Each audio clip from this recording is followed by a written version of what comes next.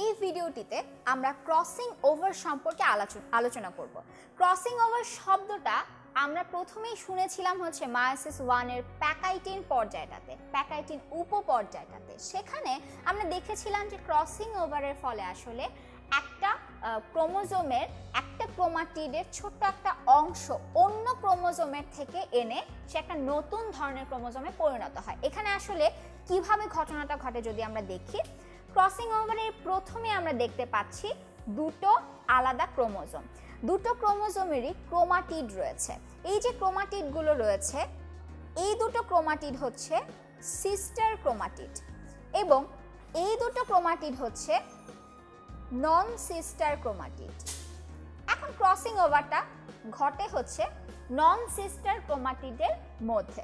এখন ক্রোমোজোমের যখন ক্রস ওভার ঘটে তখন যেটা হয়, এরকম ভাবে একটা অংশ দুটো ক্রোমাটিডের মধ্যে জোড়া লাগতে দেখা যায়। এই জায়গাটাকে আমরা বলি হচ্ছে কায়াজমা।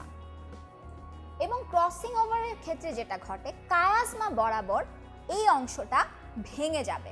ভেঙে গিয়ে দেখা যাবে যে, আমি যদি জিনিসটাকে আলাদা করে আঁকি, দেখা যাবে নীল অংশ থেকে এরকম একটা অংশ আলাদা হয়ে আছে এবং লাল অংশ থেকে এরকম একটা অংশ আলাদা হয়ে আছে।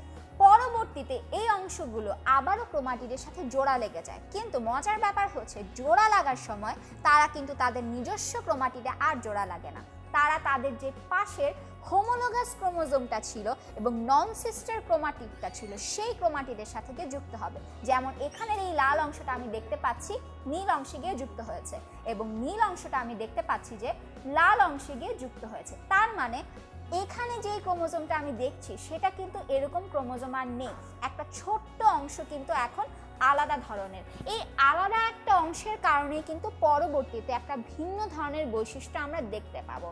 এর ফলেই আসলে তোমার বাবার যে বৈশিষ্ট্য, তোমার মায়ের যে বৈশিষ্ট্য, এই দুই ধরনের বৈশিষ্ট্যের একটা মিশ্রণ তোমার মধ্যে দেখা যায়। সম্পূর্ণভাবে তোমার বাবার বৈশিষ্ট্যটাও তোমার মধ্যে প্রকাশ পায় না, তোমার মায়ের বৈশিষ্ট্যটাও প্রকাশ পায় না। দেখা যায় যে তোমার মধ্যে দুজনেরই কিছু কিছু বৈশিষ্ট্য রয়েছে।